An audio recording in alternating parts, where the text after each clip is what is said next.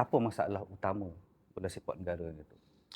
Bola sepak Malaysia ni, kita tak mampu untuk melahirkan secara konsisten bakat-bakat.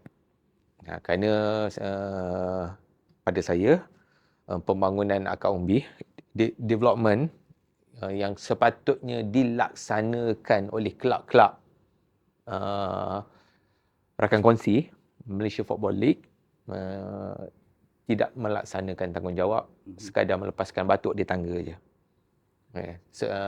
Kita tolak JDT, mungkin kita boleh tolak 1-2 kelab lagi.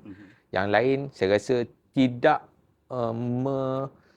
membajetkan sejumlah wang yang cukup untuk development tu. Jadi semua untuk perbelanjaan semua ditumpukan kepada skuad utama, skuad Liga Super.